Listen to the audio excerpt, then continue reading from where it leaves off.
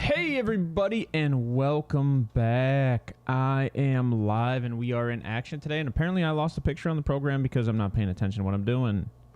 Alrighty, we are back in live in action. Sorry about that, guys. It is the Deep Darts Podcast. We are back here. I am hearing echo.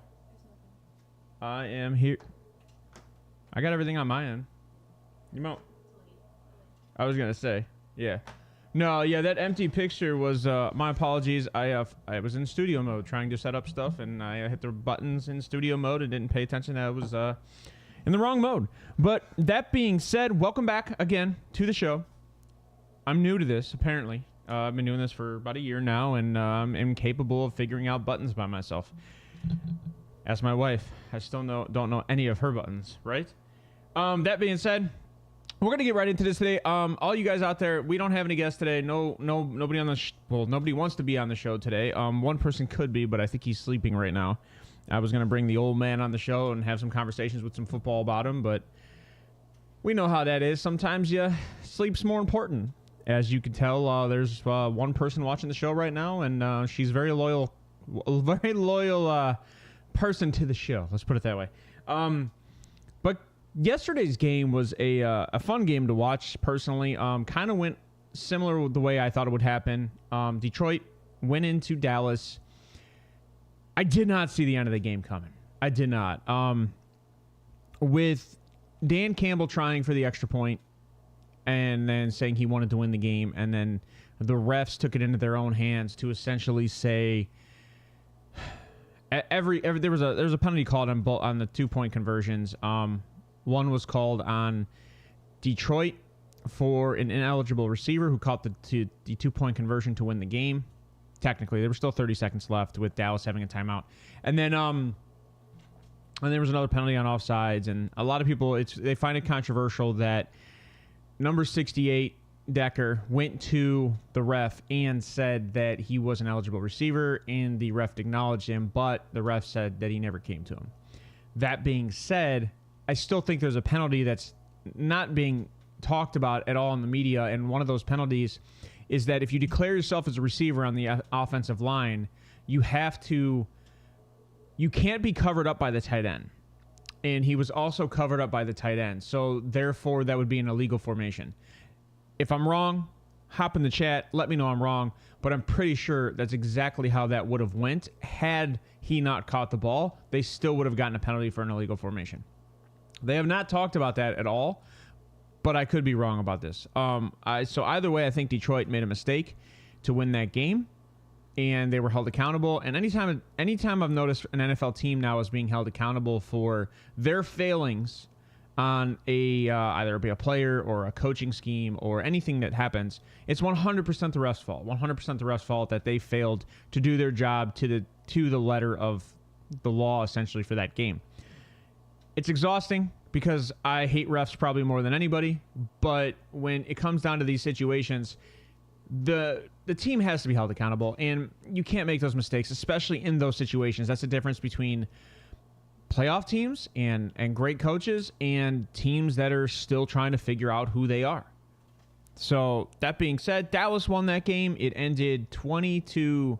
I think it was 29. Yeah, 2019 is how that game ended, and it was a fun game to watch. Very defensive game.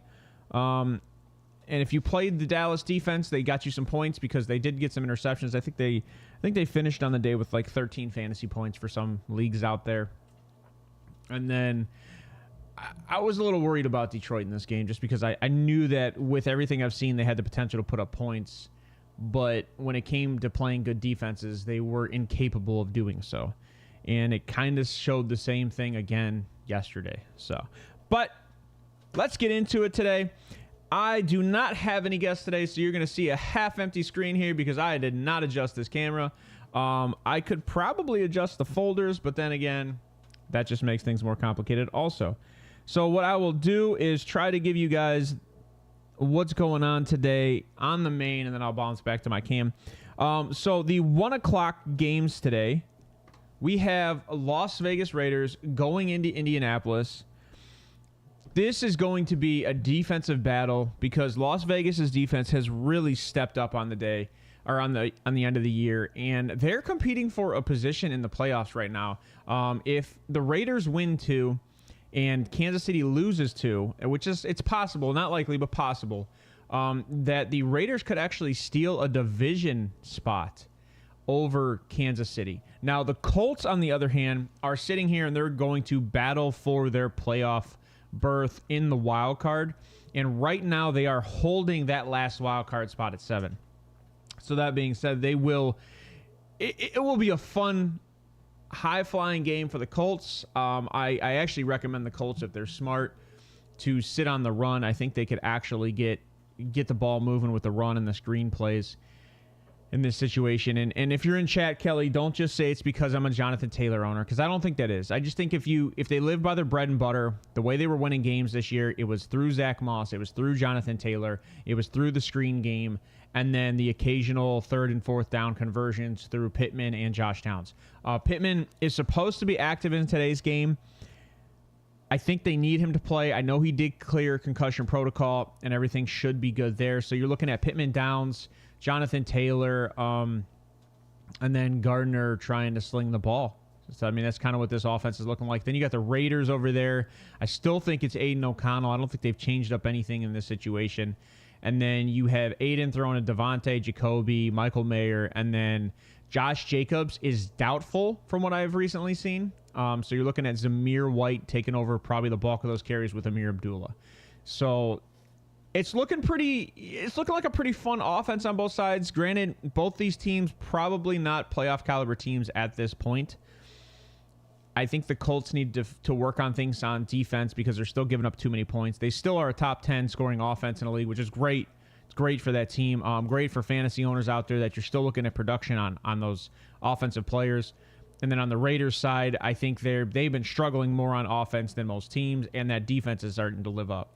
So this actually is a good balanced attack between both teams. You have a good offense going up against a good defense, and then vice versa, bad offense going up against a bad defense. So it'll be interesting to see. I'm gonna give my predictions in this game, kind of get through it really quick, and then what I'm gonna tell you is I do see probably 2 touchdowns on both sides. But the problem is I think I kind of see a takeaway with the Raiders. I really want the Colts to make playoffs, but I kind of see the Raiders winning this one. And it's kind of weird to me because they have been trending up a little bit lately. So I'm going to give the Raiders the win at, I'm going to go 21. We'll go 21-19. 21-19. The trends for this week in scoring so far is not looking good. So I'm going to go 21-19. I'm going to throw a little curveball in there for all you guys and go Raiders 21-19. I wish Wheels was in chat today. He can give me his projections. But Wheels is not here in chat today. That dude is gambling at the casino. So, Wheels, if you're out there, have fun and bring back some money. That being said, we're going to get right into that next game. You have Carolina going into Jacksonville. I need to look this one up when it comes to the injuries. I do know that they had Beathard possibly starting this week, but they may have changed that. So let me look up Trevor Lawrence's injury status. If I knew how to spell Trevor Lawrence and see where his injury status is.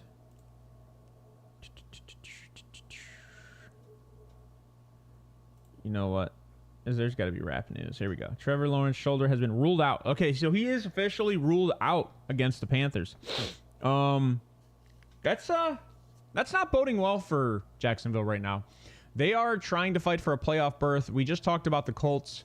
If the Colts lose today, wrong division. I lied. Wrong division. Jacksonville is fighting for their playoff spot. I think that is the same division. Colts, Jacksonville, Titans, Texans. Now I'm losing it. Sorry, guys. I'm losing it today. It's been a long morning already, apparently. Let's go to standings. Here we go. Yes, I was right. That's what I thought. Okay, so the Colts, that's what I thought. Jags, Colts, Texans are all tied at 8-7. Essentially, the one that comes out on top today takes that first place spot in the division. And then the one that comes in second, if there's 2 winners, probably takes that wild card spot.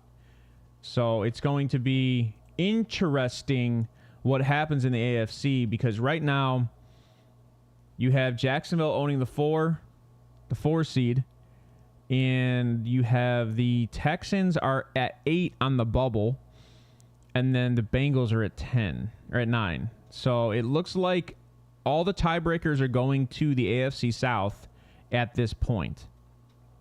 Obviously, a lot of that will depend on what happens today, because if the Raiders end up beating the Colts, the Raiders will have that tiebreaker over the Colts, which will jump the Raiders all the way into the wild card spot if everybody else loses. So that'll be interesting. That'll be very interesting to see what happens here. Starters this week, I think you're looking at Bryce Young starting to look up a little bit. This defense is kind of banged up on the Jacksonville Jaguars side of the ball. I don't like Beathard. I know a lot of people are like, Beathard's not bad. He plays pretty well. I don't like Beathard in this game. Carolina has a solid secondary. The only thing they've been missing is an entire offense, to be honest with you. Thielen is still a guy that I don't know if I can start this week on Carolina. He hasn't had the production since like week 10 where like he's your stardom or a go-to. Maybe a wide receiver flex. And then when it comes to Jacksonville's, I mean, Calvin Ridley at this point is a stardom, even if it's Beathard. And then Evan Ingram, both those guys are going to get a bunch of touches on the ball. And then ETN, if they try to maintain possession and use ETN and Bigsby in the run game, that might be the way that Jacksonville wins this game, is by keeping it on the ground. Now, in this game, the over-unders on this game, I would argue, is probably going to be an under. I'm not sure what they did for the odds. Hold on. I just refreshed it. So the updated odds in this game, actually 36.5. I'm probably right there with that. I'll take Jacksonville just because they're a better team all around to win this game. And I'll take Jacksonville. We'll go 21-17. 21-17 Jacksonville. Kind of sucks that you can't start Trevor Lawrence in a playoff week for all you fantasy owners out there. So, I mean, maybe if you're in a super flex, you can slide Beathard into that super flex spot, because he's probably going to get more production over most flex wide receivers or running backs. So maybe in a super flex you can start, I think his name's CJ Beathard, I think is his first name. So I'm not going to get too much into this game. The playoff tendencies, it's all in Jacksonville's hands. If they want to stay in playoffs, they'll win this game. Simple as that. If they lose this game, they're going to struggle to make the playoffs, because I think Texans have a easier road to the playoffs along with the Colts, not Jacksonville. So we'll move out of this game. Going into that next game, we got the LA Rams going to New York and playing Tyrod Taylor, who is supposed to be starting this game this week. This one's interesting to me because New York's been playing pretty well at home. The Rams are trending up so good right now. I don't see the Rams losing this game. Here's what I will tell you. The Rams defense is slated to get like 9.5. That's probably accurate if you're playing fantasy. They don't have a lot of takeaways on the season, and they're probably like bottom of the pack on takeaways and probably middle of the pack on sacks. So when you're looking for a scoring defense in fantasy, this isn't the defense for you, even though they're slated to get more points. Their projection is where it is because of the team they're playing. Now, I will argue Tyrod has not turned over the ball that much this year when he has been in the game. And the Giants have done a pretty good job at actually protecting the ball this year, not turning it over, which kind of sounds crazy. So if you have the Giants who have been protecting the ball and the Rams who aren't good at taking away the ball, I would argue that these two teams don't match up well for the Rams' sake. So if the Giants keep the ball on the ground, there's potential for them to win this game and end the season at 6-10. The question is, do you really want to do that when you're out of the playoffs? Wouldn't you prefer a better draft spot? That's the question. I don't think Daboll's job is on the line. I don't think there's going to be any issues with the Giants coming up next year. A lot of people think it's a quarterback controversy. I think if Daniel Jones has a neck injury and it could persist through the following year, maybe. But they can go. There's a lot. We talked about this in the last show. There's a lot of free agent quarterbacks, and Joe Flacco's a guy that can kind of get you through a stretch for a short period of time. And maybe Joe Flacco would go to a place like the Giants. Don't know. Can't tell you. But maybe that's possible. And you have Gardner Minshew, and then someone's going to pay Kirk Cousins. I don't think that's going to be the Giants because the Giants just paid Daniel Jones, so they kind of have to squeak by with a guy who's a high side backup, essentially, who has that potential to win 8 or 9 games throughout the year.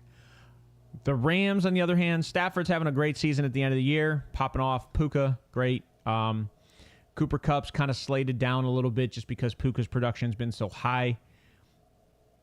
I like Cooper in this game over Puka, but I think it's going to be a Kyren game because both these teams are probably going to try to control time of possession and keep the ball on the ground. That's what I got going on here. I'm going to take the Rams in this game. I'm not going to take the upset. As much as I would like to see the upset, I'm going to take the Rams in this game, and I'm going to go 27-17. 2-touchdown Teddy. That's Teddy Bridgewater. That's funny. Tyrod's the same way. That's funny. So 27-17 Rams. All right, that's 3 of the 1 o'clock games so far. Let's get on to that next one. My wife in chat doesn't disagree with me ever, by the way. If you guys pay attention to the one person that chats every now and then, she just listens. I love her dearly.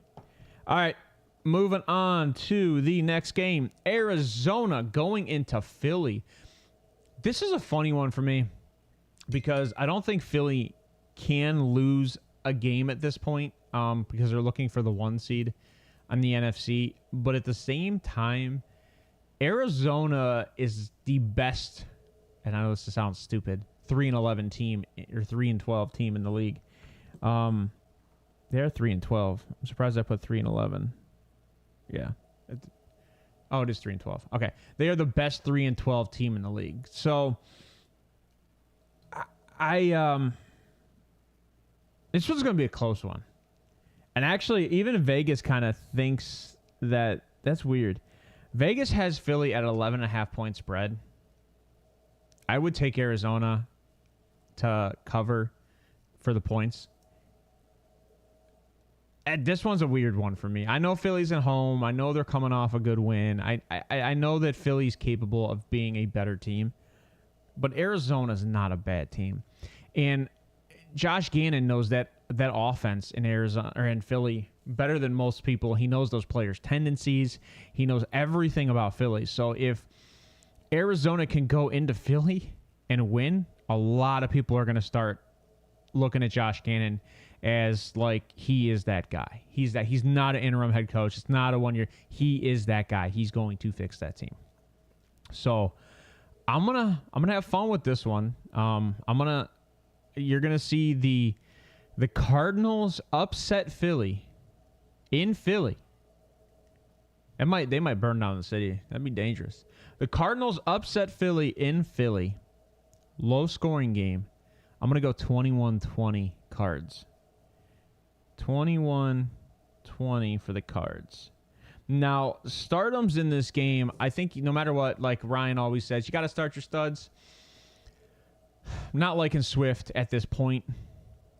I don't know if the Eagles trust DeAndre Swift, and it's not a DeAndre Swift thing. I think Swift can do it. I just don't know what's going on with the Eagles, or if they're just conserving him for the playoffs because of the simple fact that they already clinched a spot. Maybe they don't care about home field advantage. They clinched. Maybe they prefer their running backs have rest and be healthy going into the offseason.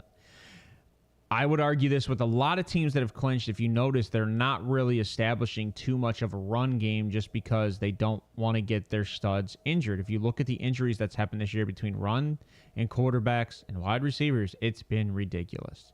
Ridiculous. I think it's increased year in and year out, and it's been pretty bad this year. Now, Kyler Murray will play well against this team. They do not do good against scrambling quarterbacks, which is ironic considering they have one themselves in Jalen Hurts. And they also struggle against tight ends. So I would look for Trey McBride to have another good game here in Arizona. I don't know too much about if Michael Wilson's going to have a good game or not. I'm pretty sure Marquise Brown is out again. Let me double check that, but I'm pretty sure Marquise Brown is out again. Let me see. We have placed Marquise Brown and Jonathan Ledbetter on the IR. That was as of December 29th. So he is out for the rest of the season. No Marquise Brown. So you have, which is kind of weird because I think he's off contract this year. Marquise Brown, I'm pretty sure this was his last year in his contract. I know you guys are out there like, wow, he talks to himself sometimes, and he even questions himself. Yeah, this is 100%. I'm pretty sure when you look at Marquise Brown, he needed to have a good year this year to re-sign for top dollar money. Yeah, this is it, man. He is a UFA next year. That is a guy that I can see at 26 years old getting picked up for like a Christian Kirk style deal because of the way he's played with backup quarterbacks. Josh Dobbs, I mean, he had a good season with Josh Dobbs, and then Kyler came back, and he's still potentially doing the same thing. So I can see that Marquise Brown gets a good pickup next year. But yeah, this is definitely a Michael Wilson, Rondale Moore, and Greg Dortch, the other receiver on that team. I can see them all getting about 8 to 10 points with McBride in the touchdown with James Conner. James Conner's a starter this week for me just because James Conner proved that he can run all over the 49ers defense. He's not going to have an issue running all over Philly's defense. Simple as that. Stardoms for me, obviously, in Philly. AJ, Devontae, Goddard. Those guys, at this point, you have to play those guys. You can't. And if you're in the playoffs, you cannot not play those guys. All right, moving on from this. Oh, did I call it? Yeah, I called Cards upsetting Philly. Just a reminder, Cards upsetting Philly. I know a lot of you guys are like, you're crazy. I'm not as crazy as Adam Rank, who had the Jets beating the Browns and the only guy having it happen. All right, we are going to a division game. The Saints going into Tampa Bay. This is going to be an interesting one here because the Saints win this game, right? They can be the leader in the division. I think they would have division wins. Now I got to double check. See, this is why I hate questioning myself. The Saints are...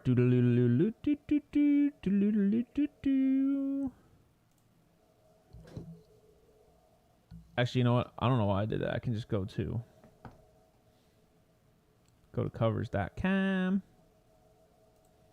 and look at this, and it should say in division wins. It does not. Why is it not saying division wins? Over on this game is 42.5. Tampa Bay at home, favored by 2.5. I know that there are some injuries in the secondary on the Saints. From what Ryan was telling me, is that Lattimore is out, and I think they're out of safety too, which is not boding well for the Saints. Plus, the Saints have had no ability to get an offense going without Taysom Hill. Listen to me, Saints. Listen to me. If you look at what your offense has produced on the field when you've gotten Taysom Hill involved in all three positions, the tight end, the running, and the quarterback position, defenses are on their heels, and you are willing to, you are capable to score at will. At will. Just get him involved in your offense. I don't care how. I don't care if you go stick him at wide receiver as a decoy. Get him involved in your offense because it's not looking good with what's going on in your offense. Olave should be healthy today. Play him. You have to play Olave. It's the only receiver that is going to put up ridiculous numbers probably for this team today. Juwan Johnson is projecting up too. So I wouldn't be shocked if Juwan Johnson has another good game against the Bucs because the Bucs do struggle a little bit against tight ends. So I would not be shocked if that was the case. Seeing nothing on Olave being out of this game. So Olave's looking healthy. Looking good, guys. Looking good. Rashid Shaheed, boomer bust player for all you guys in fantasy. If you got to put him in, and you have injuries or you got something. I mean, I've actually kind of sold my soul to the devil, and I'm willing to just kind of throw guys in there. If they have a great game, I made a great decision. If not, then guess what? I gambled. That's what it's called. So I see Rashid Shaheed possibly having 4 or 5 receptions for 80 yards, which is good in itself if he doesn't get the touchdown. So I would like that play. I know that the fan base is out on Derek Carr, which doesn't bode well for the Saints' energy. So I would argue going into Tampa, I don't know if a lot of Saints fans are going to be traveling. Could be wrong. I could be wrong. But Tampa Bay, Rachaad White, Mike Evans, Chris Godwin, all guys are just popping off right now. Those guys are just looking great. And Cade Otton's kind of like a chain mover, but he's only getting like 3 or 4 of those targets a game. So I don't like Cade Otton in this situation, especially against the Saints linebacker core. I like Baker this week. It's weird. I like Baker this week. I think he's having a hot streak. And I think Mike Evans, man. Mike Evans is arguably one of the best receivers in the NFL. He is easily top 5 this year with Baker. I think I would take Mike Evans and Baker to win this game. I think they have a good game. I don't think it's a great game because the defense still kind of struggles a little bit. I'm going to go 24-21 Tampa Bay. 24-21 Tampa Bay. Now, the over-under on this game is 42.5. I took the over slightly, and I took Tampa Bay covering that 2.5-point spread. I don't like the 2.5-point spread, so start them. So, like I said, you got to start Mike Evans and Chris Olave in this game. Those are 2 like have to startums, and then Rachaad White is a must. Kamara, I think you're gonna have to start Alvin Kamara.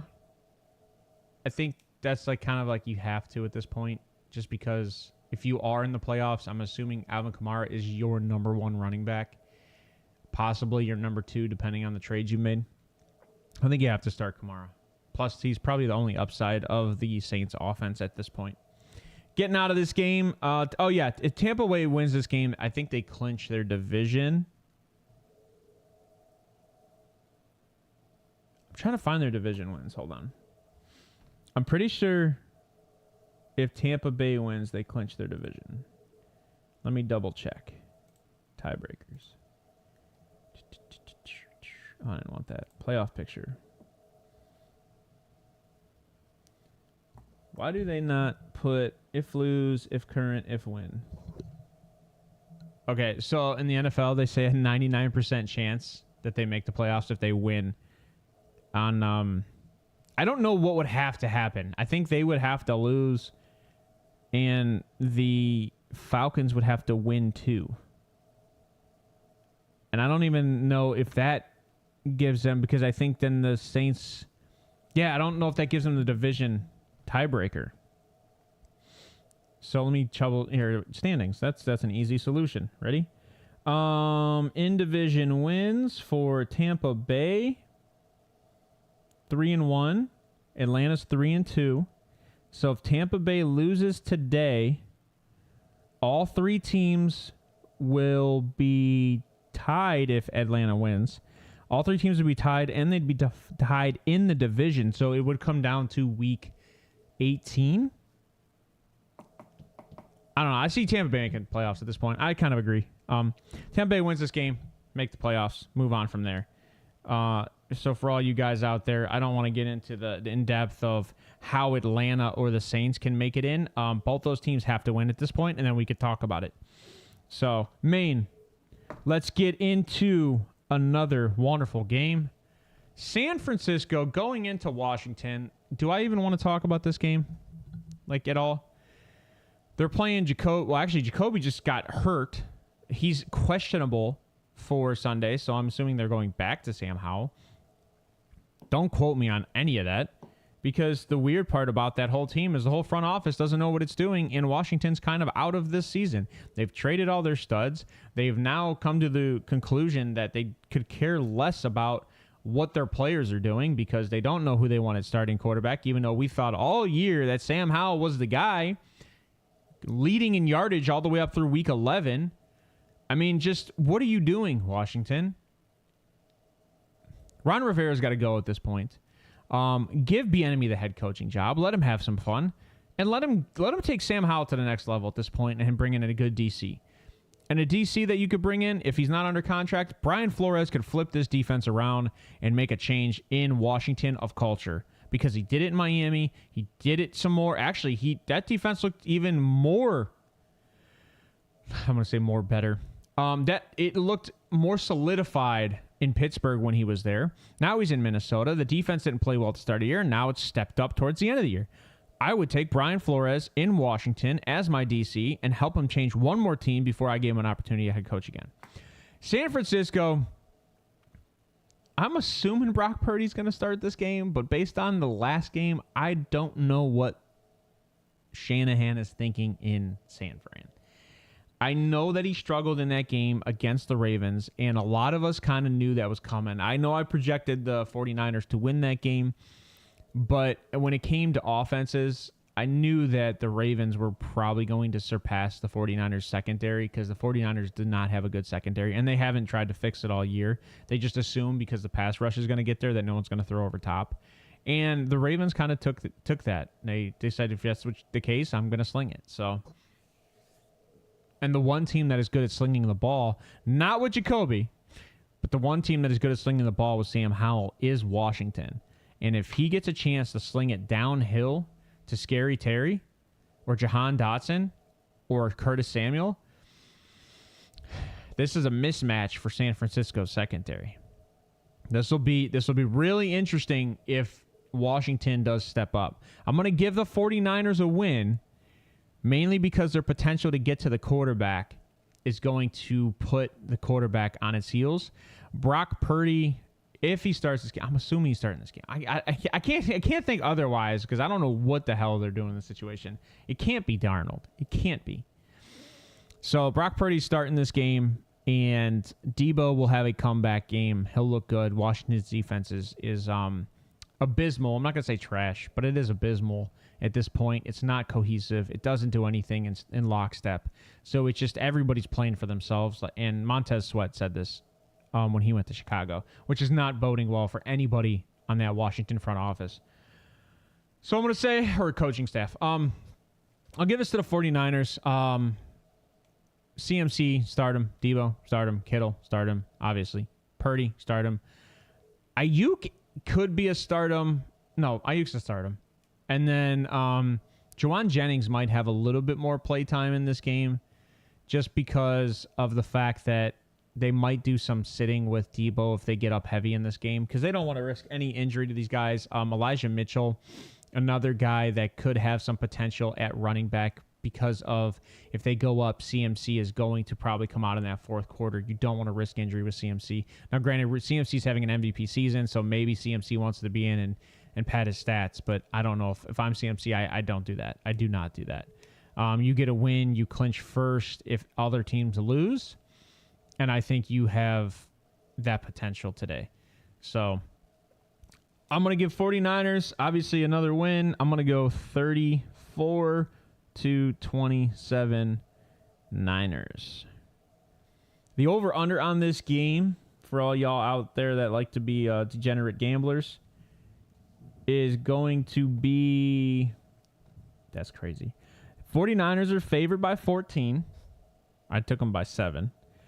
And the over-under is 49.5, and I slammed that over, so that'll be a fun one to see.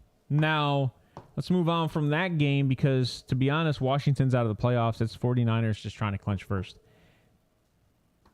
Getting out of that game, going into another AFC South game.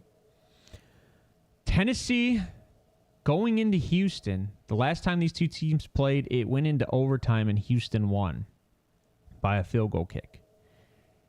So this will be kind of interesting because I think Houston matches up very well against their secondary. Will Levis is coming out and he's supposed to be playing with a high ankle sprain, so he's playing injured. I would suspect that Will Anderson is going to get at Will Levis probably constantly in this game because his mobility is going to be hampered a little bit. And DeAndre Hopkins is going to struggle against this secondary a little bit. I know he'll get his. He'll probably get 8 receptions for like 75 yards, 80 yards. And then Chig will get probably 5 receptions for probably 60 yards. And then that's kind of it for me. Everything else goes through Derrick Henry and Tyjae Spears. I would say I like Tyjae in this game just because I don't know if I want to play Derrick Henry too much if I'm the Tennessee Titans. I don't know, like, why waste the rest of his career against a game like this? You're out of the playoffs. Whereas Devin Singletary on the Texans could have a very good day. And in this situation, I like C.J. Stroud coming back. I think the upside for Dalton Schultz and Nico Collins is immense. And Noah Brown could have the ability to have a big game today also. So I see a little change in pace. C.J. Stroud, the one thing that C.J. Stroud has improved on, now I'm not going to say too much because concussion changes a lot of things mentally. The one of the things that C.J. Stroud has done that better than probably any rookie quarterback that's, I would say, in my recent years coming to the NFL, is made adjustments and not make the same mistake twice. So I would say that the Texans win this game handedly, and I'm going to give it to them at 28-17. That's what I'm going to do. 28-17 Texans. And I'm going to say that the Texans are probably going to end up winning the division today, or winning that wild card spot today because I have the Colts losing. So that'll be interesting flip. And then D'Amico's a boss, man. D'Amico, Steichen, and Stefanski at this point, coach of the years. I think if you look at the Jets game, I think it's handedly probably going to go to Stefanski. And I don't agree with that so much, but everything he's overcome this year, no one's projected him to clinch playoffs in Week 17. So I would say that Coach of the Year award's probably going directly to Stefanski. And that's not me being a Browns fan because I've argued against it all year. So Tennessee, bye-bye. We are getting into Atlanta, going into Chi-Town. Chicago has had a very good defense. And you know what? They got nothing to lose or win for. So what I'm going to say, I'm going to give Chicago this game over Atlanta. I don't even like Atlanta at this point because I'm starting to agree with Ryan that Arthur Smith is pure dog shit. He doesn't know how to utilize talent. He doesn't know what he's doing with the quarterback situation. Taylor Heineke should have been the starter from the start of the year at this point, and I don't agree with it personally because I think Ritter needed to have his opportunity to see what he had. But at this point, if you would have left Taylor Heineke, at least there would have been some consistency all year outside of injury. And this team has no consistency, so wide receivers don't know the tendencies of their quarterbacks. The quarterbacks don't know the tendencies of the wide receivers. The tight ends are just being big targets to catch the ball, and then it's yak for them. So Jonnu Smith and Kyle Pitts, it's all yak because they don't know anything downfield because they don't know how their quarterback's going to throw and vice versa. And then Bijan, poor guy Bijan, man. Like, they just don't know how to utilize Bijan correctly in this offense, and Ryan's been harping at me all year about this, and I say they're conserving him, but what are you conserving him for at this point? This is the time. This is time and place, man. If you want to make playoffs, right here's the time and place to do it. You put Bijan out there, you get the ball in your playmakers' hands, and every NFL coach who's good does that. They find a way to get their playmakers open and get them the ball. Arthur Smith sucks.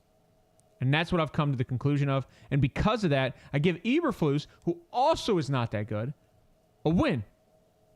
Both head coaches, mediocre at best, probably belong in the XFL to learn how to play football. That being said, Chicago wins this game 24-17. That's what I got for that game. Atlanta, stardoms. I think you can start Drake this week. I think. I mean, it's a tough one because you could have 2 points. DJ Moore, stardom. I don't like any running back in Chicago this week. That's just me personally.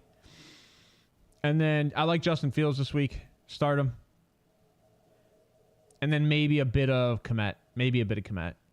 I like Komet. Darnell Mooney, suspect still for me, especially maybe wide receiver flex spot. And then when it comes to running back, I guess you could start with Herbert, maybe. I love Roshan Johnson for the touchdown, but they just don't run the ball in Chicago weirdly. I should say. So I don't like the run game this week. Getting out of that game, we are going to get into the cluster of the NFL. This division is just exhausting. Every year I watch it. The Patriots know how to win games, and they're capable of upsetting Buffalo at this point in the season, but Buffalo's been on a tear where Buffalo looks like Buffalo should ever since they fired their OC. They've gotten James Cook involved in the offense. They've gotten their tight ends in 2 tight end sets. The team just looks good. Everybody's focusing on Stephon Diggs on the defenses, and it's allowing everybody else to open up. And this OC is utilizing, and I should know his name. I don't. The OC is utilizing that to the fullest extent at this point. So what I'm going to say is Belichick has been the best team against the run all year in yards per attempt. James Cook's going to have a hard time on the ground. They're going to have to get him the ball in space. So for that purpose, I like James Cook in this game for a PPR leagues. Start him. Start James Cook at this point. Dalton Kincaid and Dawson Knox, it's tough for me because I think now because both tight ends are on the field, they're touchdown dependent. So I don't know if either of those guys are startable at this point. Now, if one goes down, I immediately spike the interest of the other guy. So that's kind of what I see here. You can see a little bit of Latavius Murray today, just because if Buffalo does go up by 2 scores, I don't see why you would keep James Cook on the field. There's no reason for it. So Stephon Diggs, he'll have his day. I know it'll probably be about 8 to 10 receptions, probably for, I'm going to give him 80 to 100 yards just because he's in Belichick's system and Belichick knows how to kind of like hide the best receiver and make him not utilizable. So like a lot of people, you'll have to start looking at Khalil Shakir and you'll have to start looking at the other receivers on the offense, Gabe Davis. And it is, you know what? It is at home for Buffalo. So this could be a Gabe Davis game too. Maybe like Gabe Davis on this game. So Patriots, it's DeMario Douglas at this point and Hunter Henry. Like those are the only 2 offensive weapons that I think you could actually put in the game for your fantasy teams. But outside, like there's no way I'm playing Bailey Zapp against Buffalo's defense, or Bailey Zappi, however you want to pronounce it, against Buffalo's defense at this point. I think the Patriots are in it for next year now. I think it's I don't think they'll give up by any means. It's Bill. Bill does not like going out there and losing games, even if he knows that he is surpassed by talent in every which way. He doesn't like to lose games. So we don't have to talk about this game too much. I'm going to give this win to Buffalo. It'll be a slight win. I'm going to give it to 27-14 Buffalo. And I don't know what they're favored. Wow, I actually took the Patriots with the points. Buffalo's favored by 14. That's kind of insane. Over-under on this game is 40, and I took 41. 40 and a half, sorry, it's over-under. So I definitely don't like that line because I hit it right where it was. All right, moving out of that game. Getting into the best game of the 1 o'clocks, Miami going into Baltimore. This is a battle for first place in the AFC. If Miami wins today, they have the tiebreaker against the Ravens, and they will take the AFC first place spot, dependent on what happens week 18. Baltimore wins today, they clinch the number 1 seed. So if Baltimore beats Miami, they have the bye week and clinch the number 1 seed and do not need to start their starters next week. I think. No, I don't know. Hold on. I thought there was 2 ways that... I'm pretty sure that's what it is. No, I feel stupid. Hold on. If Baltimore wins... Yeah. If Baltimore wins today, they clinch the AFC. I know I was right. They clinch the number 1 seed. Now... I don't see Baltimore winning, and I know a lot of you guys probably think I'm crazy, but When you look at the secondary of the Miami Dolphins, most people would probably say that's where they excel on defense ever since Jalen Ramsey's come back. But they're also really good at stopping the run. And that's because a lot of teams they play against play from behind. So the run doesn't even become a factor in the offense. So if you're good with the secondary and the defense, and you're good at scoring, but you are going up against one of the best scoring defense, or one of the lowest scoring allowed defenses in the NFL, which is the Ravens, I think that this is going to be an interesting game. The Ravens are not top tier against the run, and that's been proven over the past few weeks. I know at the beginning of the year they were number one against the run, but it's slowly declined week in and week out. And I think that the hardest thing about this game for me, and I think for a lot of people out there, is the fact that the only way that Miami can win this game is probably getting the ball into Achane or Mostert's hands in open space. Because not having Jalen Waddle, you're going to allow the Baltimore Ravens to double team Tyreek Hill all day. And that's going to be a tough one because Kyle Hamilton over top of Tyreek Hill is going to be a tough matchup. So I would argue, and I think Ryan made this argument the other day, that Durham Smythe is actually a nice sleeper pick because the Ravens do struggle a little bit against tight ends, and Durham Smythe has probably got the most chemistry with Tua outside of Craycraft and I forgot his name, Braxton Berrios. You could see some Chase Claypool in this game too, so I wouldn't be shocked there either. I don't like this game at all. I really do think Miami's going to win this game, but it's not going to be a handed game. I know I've not been counting out the Ravens all year. I've actually argued that the Ravens are probably still one of the best teams in the NFL, if not the best team in the NFL, and their record shows it. They're 12-3, the only team 12-3 right now. And they've beat a lot of good teams to get to that point. So I'm going to give Miami the win by a slight margin. And I'm going to put it in the lower scoring category for these teams. And I'm going to say it's going to be 27-24. No. We'll go 24-23 Miami. 24-23 Miami. And I know a lot of people are like, you're crazy. It's in Baltimore. Baltimore's defense good. Miami they've only beaten one team above 500.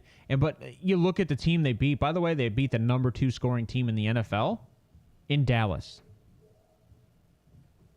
They didn't beat them in Dallas, but they beat the number 2 scoring team, who is Dallas. So I think that Miami's defense is better than most people want to give it credit for. And that being said, the Ravens is still a good team.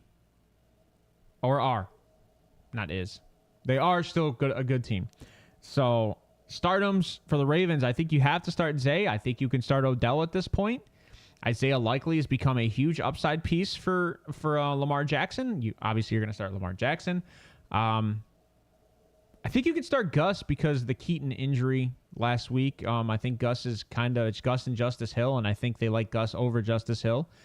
And then for Miami, it's Tyreek Hill. I think Durham Smythe is definitely possibly going to be a top 10 tight end this week. So I think Durham Smythe I think you almost have to start him at this point. I don't trust any of the other receivers on the team. And then you have Achane and Mostert. I don't trust Claypool, Craycraft, or Braxton Berrios. Even though I like Braxton Berrios' potential in situations like this, it's still hard going against that Ravens defense. Getting out of the 4 o'clock or the 1 o'clock games, getting into the 4 o'clock games, we have another AFC North team going into Seattle. I had a little bit of attitude about this one yesterday because it is kind of funny when you look at the 2 worst teams in the division last year in the Browns and the Steelers, and they're traveling to one of the hardest places to play in Seattle, and the Ravens got to play Seattle at home. I'm giving Seattle this game just because it's home field advantage, and we all know that that's their 12th man. That is, Seattle has one of the hardest places to play in, and I don't know if Mason Rudolph can travel and do what he did with Pickens. And Mason Rudolph's a starter in this game, and they've announced him essentially the starter for the rest of the year. But I'm going to tell you right now, it's going to be a tough one. And I'm done with the TJ argument, and I'm not going to have it here either. So what's going to happen is I think this is going to be a higher scoring game. I think the defense is going to struggle on both sides of the ball. They'll get theirs when their sacks. They'll get probably one interception or one takeaway each. They're both decent defenses when it comes to that. But what I'm going to say is that I think JSN might be unstoppable for the Steelers. They're going to struggle against a really good slot receiver like JSN. And then Joey Porter is going to match up against DK Metcalf. I hate the matchup for DK because Joey Porter is a very physical corner. Now, he might get a whole bunch of pass interferences called, but he's not going to catch the ball. So fantasy-wise, that's going to be a tough one. Now, I was wrong 2 weeks ago when DK went up against a good corner and burned the hell out of him. So, but I would argue that Porter's pretty physical, and I think it's going to set DK off. And we've all seen DK's attitude when he plays physical corners. So it's going to be a fun one to watch, I think, watching Porter go up against DK. I think it'll be super entertaining. Winner of this game is, I think, possibly in the playoffs. I think if Seattle wins, they could sneak into the... Well, actually, they're currently at the 7 seed. The Steelers need to win and have a lot of other things to happen because they need to have some tiebreakers. They currently have... Actually, they currently don't have... Oh, that seems weird. That seems weird. They're the 10th seed behind the Bengals, but I'm pretty sure it goes by in-division record first, and I think the Steelers still have the better division record than the Bengals. Oh, the Bengals have played all their... No. Oh, the Steelers... Wait a minute. Something's wrong here. Oh, yeah. Yeah, so the Steelers are 4-1 in the division. And the Bengals are 0-5 in the division. That's what I thought. I was looking at the wrong thing. So, yeah, they... I think technically NFL has it wrong on their playoff picture because they have the Steelers behind the Bengals. Maybe because of head-to-head? Maybe? But that doesn't make sense. I think they should be... I think the Steelers should be above the Bengals, the 9. I'll have to look at it. But...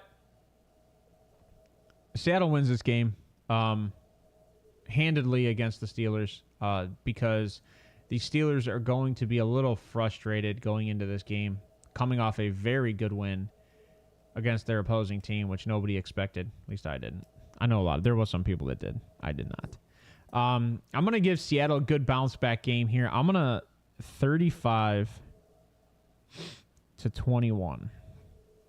That's what I'm going to say is going to happen here in this game. And I know a lot of people like, you're freaking crazy. The defense is better than that. There's no way they give up 35 points. And maybe. I think Pickens is a stardom in this game. I think you have to start Najee and Jalen Warren in this game at this point.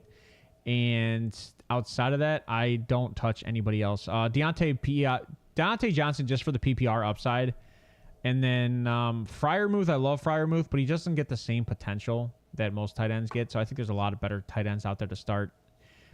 Now, Seattle side, like I already told you, JSN, I think DK is going to be a struggle, but I think you have to start DK just because of his upside. Tyler Lockett's kind of slipping for me in the radar, but he can always have that big touchdown game. So I'd like him as a wide receiver flex spot for this week, or maybe a wide receiver 3. And then Kenneth Walker and Zach Charbonnet. Zach Charbonnet has gotten way less. It's like 70-30, like 75-25. So I think Kenneth Walker is definitely the stud to start this week on these teams. I definitely think a lot of Kenneth Walker. You're going to see a lot of Kenneth Walker in this game. So that being said, because the Steelers don't have the best run defense, they're not good at tackling in the box. Just against running backs. Oh, sorry. Getting out of there. Moving into the next 4 o'clock game, I don't really want to talk about this game because we talked a little bit about all the bullshit in this game through this entire week. You have the LA Chargers going into Denver. I would argue I'd give Denver the win just because they're the all-around better team. But with the turmoil going on with that front office and everything that's going on in Denver, I have no idea. I'm going to make an assumption here now because I know the NFL does not like what's going on with Denver. I'm going to say that Sean Payton still has control of his team and his guys respect him. That being said, the NFL is making predictions that the Denver Broncos are going to have to overpay players to come there next year because of the situation. And I completely disagree with that. Because I think you go to Denver at this point to play for Sean Payton, not to play with Russell Wilson. And you've already seen a lot of players already have arguments that Russell Wilson is not a guy they like playing with. And those are players on his own team. Like not Denver, back in Seattle. So I would argue that the players know who Russell Wilson is as a person, and they don't want to deal with that situation with Russell. So it's probably, a lot of players may have saw this coming. And I would say that Sean Payton is going to be able to still turn this team around. Now, I don't remember the quarterback that was starting in this game. I feel stupid for not double checking it. Denver. The over-under on this game, for all you guys out there, is Denver's favored by 3.5. A lot of injuries in this game. They do not actually have him in here. That's funny. I gotta go to sleeper. I'm trying to search. There we go. Jared Stidham. That's there. Thank you. Jared Stidham. Jared Stidham's capable. Ryan said this the other day. Jared Stidham's pretty capable with this, with Sean Payton and all that. I think Sean Payton knows how to coach a team, whether he has pissed off players or not. So here's what I'll say. I'm going to give this to Denver. I think Denver's going to go 8-8. Easton Stick on the other side. I just don't think he's as good as Jared Stidham. Maybe even close. And the Chargers have no Keenan Allen and no, is it Josh Reynolds? No, Josh Palmer. No Keenan Allen, no Josh Palmer. So you're stuck with Quentin Johnston and Jalen Guyton. And then it looks like Darius Davis. Darius Davis might be a sleeper this week. He's caught almost all of his passes. He's been targeted all season. I would argue he probably doesn't get good separation. But this team's going to have to sling it at this point, I would assume. And then you might see some Isaiah Spiller in this game too. Because I don't know if they're going to use Austin Eckler. Because it seems like the team's kind of just out this year. They've already made this assumption that we are out of the playoffs. I think we're just going to play these backups, see what potential we have, see what we can do with these guys, and then move on from there. So I don't like this game. I think this game actually is slated to be a low-scoring game, and I'd probably agree with it. Because I don't think they're really sitting any of the defenses, to be honest. No, too far back. So over-under is 36.5. I might even take the under. I'm going to give Denver the win 17-10, which is 27 points. I don't like this game at all. Denver is not out of playoffs, but they're so far removed from making playoffs, I would argue Denver's not playing for the playoffs either. So for all you guys out there like, oh, they're still on a playoff run, all this thing. There are so many things that have to happen for Denver to make the playoffs at this point because of the tiebreakers that it's just not worth it. Getting out of that, going into Cincinnati, going into Kansas City in Arrowhead. This is going to be a fun game because we all know that Kansas City has been a shell of what Kansas City was. Patrick Mahomes is still capable of putting up yardage, and he's still capable of putting up points. Kelsey's still there. All those things are possible. Isaiah Pacheco, if he comes back with a hot hand, he'd be great. Jerick McKinnon's still injured, so obviously I don't like that play. But Rashee Rice has shown potential week in and week out. Justin Watson shown potential week in and week out. but yet they still have the highest drop rate. And I would argue it's because these guys are not as good at extending the play with their quarterback like Patrick Mahomes. And when Patrick Mahomes gets under fire because that offensive line is trash at this point, he extends the play, and I don't think all these receivers know Patrick Mahomes' tendencies, and it's taking time to figure that out. Now, on the other side of the ball, Jake Browning, we talked a lot about him in our last show, that there is a very good upside with Jake Browning. He is a free agent coming up into the next season, and that he will be playing essentially for a contract at this point based on what he's done with the Bengals. Because whether or not you think it's his receivers or him, he's still won games, and he's still gone out there and he's put up numbers. So even if it's his receivers, somebody's going to give the guy a shot. Somebody's going to give him a shot. So if he goes in to Arrowhead and wins in Arrowhead, he's probably going to get a nice 3-year contract for a potential run to be a franchise guy. We shall see. I hate it because I like, you know what? I'm just going to take Cincy in there. I'm going to take the upset. Maybe I'm a Chiefs hater. If Hefe was here in the chat, he'd probably say, you know what? You're just a pure Chiefs hater, blah, blah, blah, this and that. But the Chiefs can lose this week and they still have first place in their division. I just don't see the demand. They can just win next week. Now, you can demand them to rest the next week because they clinch their division. They're not going to play their starters.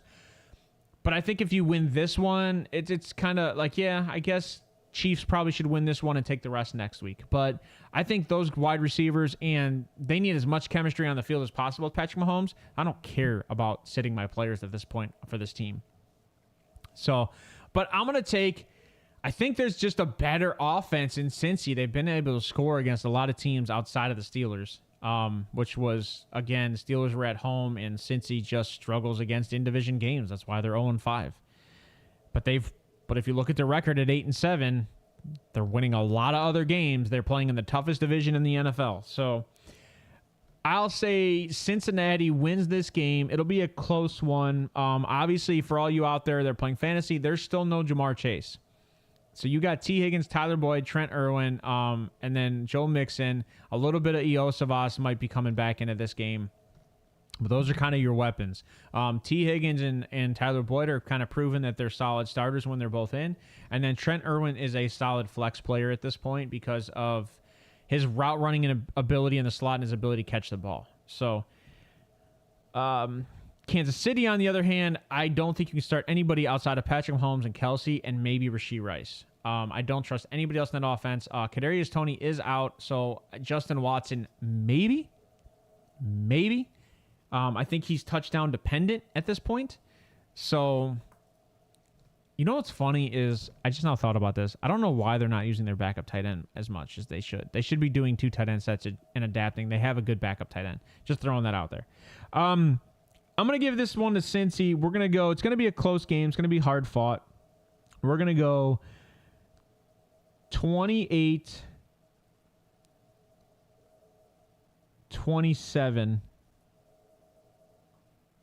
Cincy.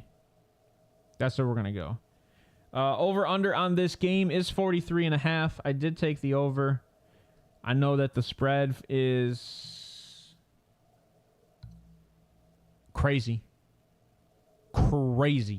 Kansas City is favored at home by 6.5. That is crazy. I'm betting on the Bengals all day. There's no way Kansas City deserves to be favored that high. I'm betting on the Bengals all day. I kind of want to give them a higher spread now.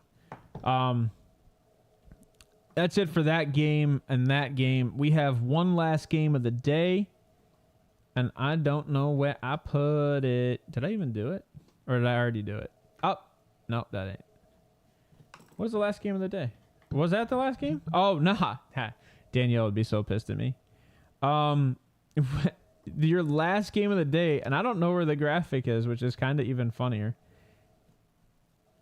That is hilarious. So the last game of the day, you have Green Bay going into Minnesota. Green Bay is 7-8. Minnesota 7-8. They're both playing for a possible wild card spot. I think Minnesota is currently left out because Seattle is in, if I remember correctly. Yes, Seattle is in. So currently Minnesota is the number 1 outside of Seattle. And then you have Green Bay as the number 2 outside of Seattle. So Green Bay's 9, Vikings are 8, and Seattle's 7. If the Steelers beat Seattle in Seattle and the Packers win, they're in the playoffs. That's crazy. That's crazy. Considering what you saw this team do from the beginning of the year, I think the Packers have done phenomenal things and made great adjustments, and they've dealt with some injuries too. Minnesota also saying the same. They've dealt with some major injuries too. So I think that, you know what, I'm going to stick to my guns on this. I'm going to say when you look at potential, I think Seattle wins their game. But now that I think about it, I think the Packers can win that game. I think Minnesota should win the game because of who's back. Like Jaron Hall with JJ and KJ Osborne is huge. But at this point, not even KJ. Brian Robinson. Is Brent? No. What the hell's what's the wide receiver's name? Oh, I can't remember. It's not Robinson.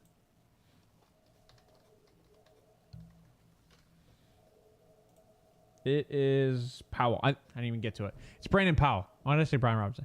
Brandon Powell. Oh, by the way, Brian Robinson should be a stardom this week for all you guys out there. He's supposed to be coming back this week, Antonio in the Washington game. But the problem is the 49ers defense is so good against the run. I don't like starting Brian Robinson. So when I said stardom, I meant he's starting. So you have Jaron Hall starting for the Minnesota Vikings. You have Jordan Love playing for Green Bay. I would argue that the Jordan Love play will be better than Jaron Hall's play. The only issue, and my sister continuously points this out to me every time we talk about it, is that the Green Bay Packers have the worst defense out there, and they give up the highest QBR to opposing quarterbacks. So now, if we take that into account, I would say Jaron Hall could have 108 QBR day, right? Like, he could have very good potential for QBR. The problem is they still don't have the most effective run game in the NFL. Like, it's Ty Chandler, they're probably going to ride the hot hand. But Madison needs to be involved in the offense to give Ty Chandler open field advantages. I would argue that Green Bay is healthier right now on the offense than Minnesota is on their offense, because them missing Jordan Addison, a lot of people don't understand, Jordan Addison was a huge part of that offense all year long. It wasn't just JJ. It was not just JJ. So, and JJ's solid, and he did look like himself last week. But I think the issue is that missing Addison this game, I don't think JJ can do what JJ did last week. They're going to have to put a guy over top, and they're going to put a guy on him. They're probably going to just overly focus on JJ. And I think, is Hawkinson still out? Hawkinson's out. He tore his knee, I'm pretty sure. Yeah, Hawkinson tore his knee, so Hawkinson's out, which that's another impact for that team. So you're looking at Josh Oliver and freaking Johnny Munt and Nick Muse to supplement for what Hawkinson brings to the field. I'm giving Green Bay this win. I do think Jaron Hall is going to score points. I do think it's going to be tough. I know the only issue that I have is that JJ is super hyped about Jaron Hall and is all behind his rookie quarterback. And I did like Jaron Hall coming out of college from BYU. I thought he had great potential. I would say more potential than Aiden O'Connell. And look what Aiden O'Connell's been doing this year. It's been pretty decent. Not great, but decent. So I would say that Jordan Love could look like it's a good game. I'm going to put this one in the 20s. And I think it's going to be a close one. But I think it might be a bigger spread than most people realize. I think I'm going to go 27-21 Green Bay this week, actually. 27-21 Green Bay. And if my sister's watching and she's driving, I'd laugh, and she's probably sitting there ecstatic that I did that. I originally all week I had Minnesota winning this game, but as I sit here and talk about it and think about this game, I definitely think that Minnesota is the team that is struggling right now with the injury situation, and coaching has not looked as good as talent on that team. And I would argue that the other thing goes for Green Bay. The talent hasn't looked good as the coaching on that team, which is making the talent look a lot better. So I think Green Bay has the potential to definitely win this game. And I know that makes my sister excited because that's one more hopes that they make the playoffs and they could go into next week with still a playoff possibility run. That is all I have this week. That was the primetime game, was Green Bay going into Minnesota.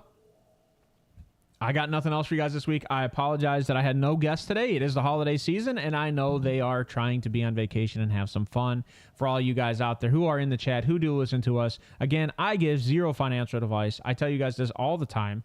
And that being said, I hope you guys have a wonderful New Year's Eve. I know I will be. I know at this point I am missing shots for like New Zealand and stuff like that. I do this every year. So I am missing shots to cheer in the New Year's for all the people around the world who may or may not be watching the show. But Happy New Year's to all you guys out there, and good luck with your gambling in the States. And I don't give advice on any of those things. Peace out.